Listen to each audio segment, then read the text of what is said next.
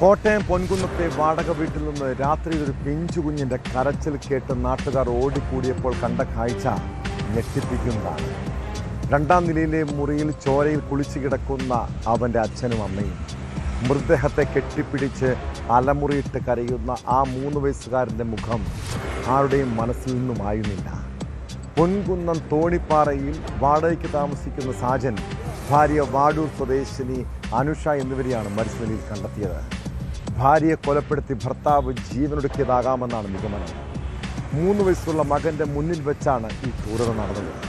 സാമ്പത്തിക പ്രശ്നങ്ങളും കുടുംബത്തർക്കവുമാകാം കൂട്ടമരണത്തിന് കാരണമെന്നാണ് സംശയം.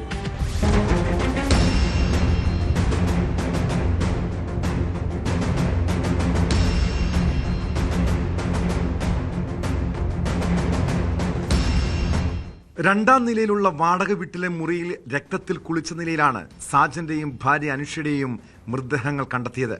3 വയസ്സുള്ള മകനും ഇവർക്കൊപ്പം വീട്ടിലുണ്ടായിരുന്നു. കുട്ടി സുരക്ഷിതനാണ്.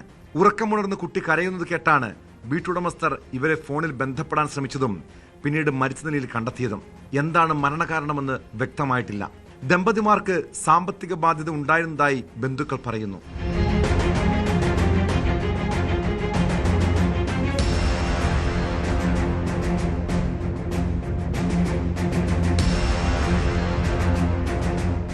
രാത്രിയിൽ വഴക്ക് കേട്ടിരുന്നതായും രാവിലെ വിളിച്ചപ്പോൾ ഫോണിൽ ലഭിക്കാതായെന്നുമാണ് പരിസരവാസികൾ പറയുന്നത്.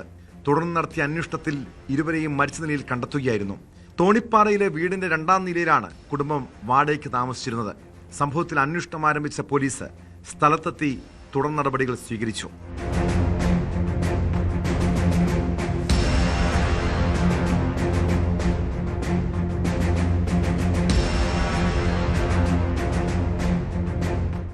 ന്യൂസ് 18 കോട്ടയം. കൂടുതൽ വാർത്തകൾക്ക് news 18 Keralam YouTube channel subscribe ചെയ്യുക.